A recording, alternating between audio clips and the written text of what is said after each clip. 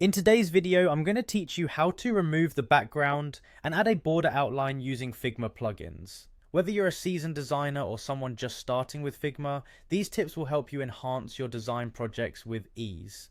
Figma is a powerful collaborative interface design tool widely used for its versatility and integration capabilities, and today we'll focus on leveraging those capabilities to refine your images and designs. First, let's head over to Figma. Make sure you have your login credentials ready as we'll need to access the Figma dashboard. Once you're on the home page, click on the Login button. You'll find it in the top right corner of the interface. If this is your first time logging in, Figma may prompt you for additional information like a verification code.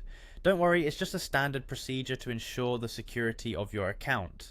After logging in, you'll find yourself on the Figma homepage. This is where all your recent projects and team files are easily accessible. From here, navigate to the design section.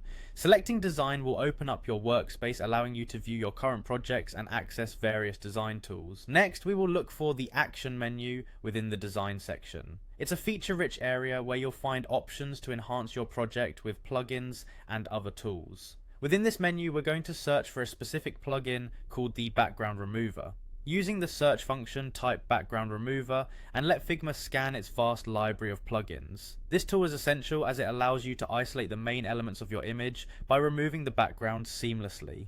Once you've located the background remover plugin, click on it to activate the plugin on your image. This action will open up the plugin's interface where you might need to adjust some settings depending on the complexity of your image's background. Figma does an excellent job of providing intuitive controls, so feel free to experiment a little to get your desired result.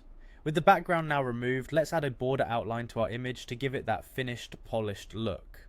Head back to the main toolbar within the action menu and locate the stroke option. By selecting stroke, you'll be able to adjust the color, thickness and style of the border. Customizing these parameters can really make your design pop and draw attention to the focal elements of your image.